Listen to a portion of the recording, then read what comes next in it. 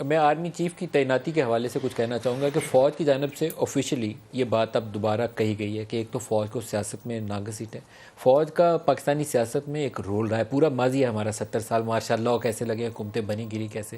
لیکن اب اگر وہ کہہ رہے ہیں, خود سے کہہ رہے ہیں کہ ہم نے سیاست سے دور جانا ہے. آرمی چیف کی جانب سے یہ بھی کہا گیا, ڈی جی ISPR نے اسٹیٹمنٹ دیا, کوئی ایکسٹینشن بھی نہیں لیں گے, وہ اپنے وقت پہ نومبر میں ریٹائر ہوں گے.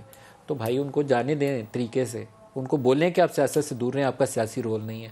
آپ ایجنسیوں سے, ISI سے بھی جو توقعات لگاتے ہیں سیاست میں, وہ IGI کے زمانے میں بھی تھی, وہ آج بھی اگر آپ کی ہے تو اس کو بھی ختم کریں, اس کا پولیٹیکل رول ہی ختم کریں. اس کے اوپر کنسنسس کیوں نہیں ہو سکتا؟ آپ بتائیے طارق صاحب پہلے.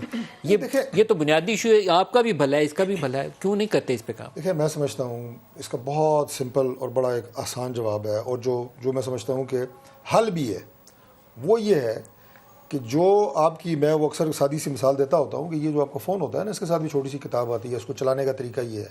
فریج کے ساتھ بھی آتی ہے. پاکستان کو چلانے والی جو کتاب ہے اس کا نام ہے آئین. دنیا کو چلانے والی کتاب کا نام ہے قرآن پاک. تو اگر آپ نے پاکستان کو چلانا ہے اور اس طرح چلانا ہے جس طرح آپ نے کہا ہے ابھی, تو آئین پہ چلیں.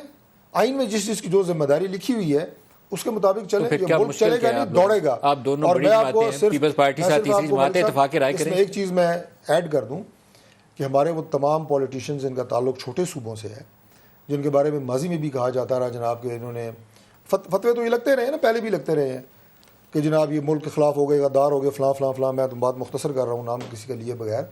ہر بندہ, چھوٹے صوبے کا, بڑے صوبے کا, ہر سیاستدان اس بات پہ متفق ہے کہ ملک آئین کے تحت چلائیں. جس کی جو ذمہ داری آئین میں درج ہے اس کے مطابق چلیں. یہ ملک دوڑے گا, چلے گا نہیں, دوڑے گا انشاءاللہ.